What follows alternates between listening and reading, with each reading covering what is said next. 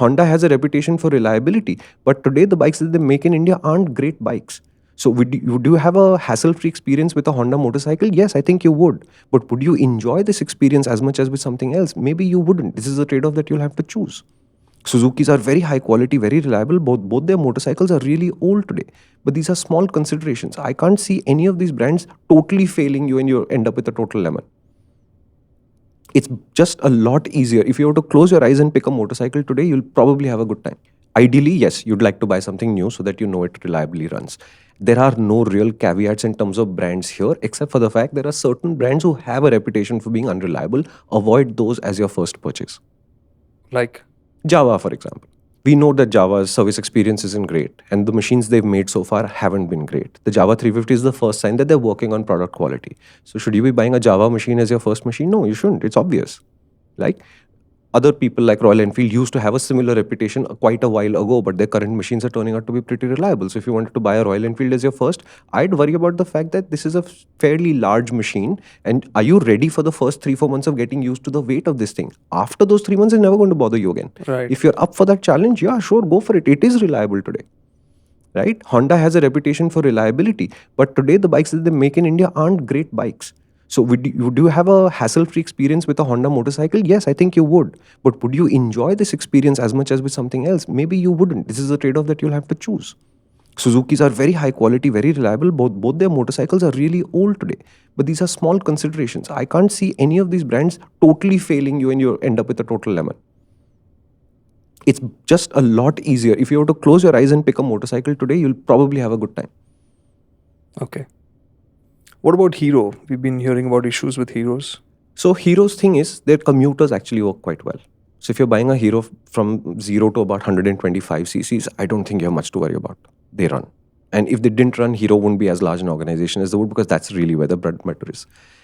Above that is where they're growing into, where the technology is newer to them, deploying this technology is new to them, etc., where there is a lower probability of it being that kind of effortless.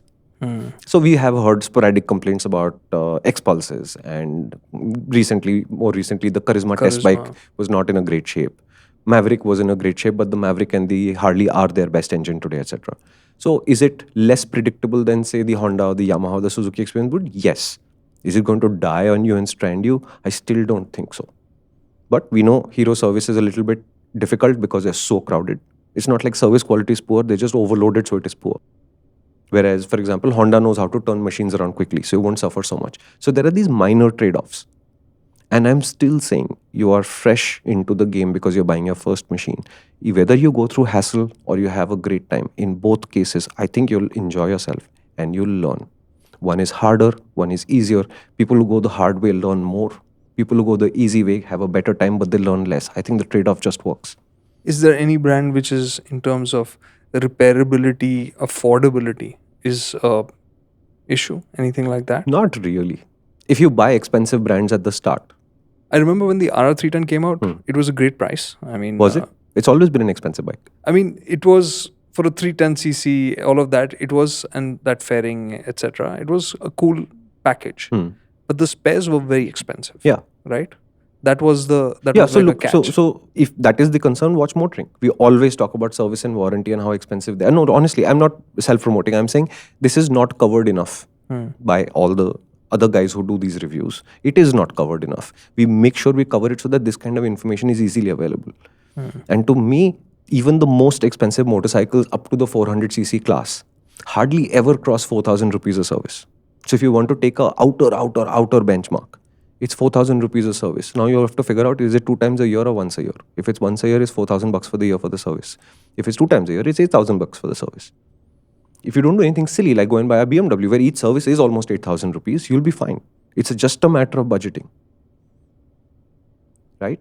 And I'm telling you, we cover service and warranty in detail so that this is not a mystery to you. And honestly, if I can do the research sitting on a computer, you should be able to too. It's not a rocket science thing. What gave you the idea that we talk about cars and bikes? We talk about physical health, mental health, family, relationships, travel, and a lot more. Head on to the main MotorInc channel and catch up on all of that, plus cars and bikes.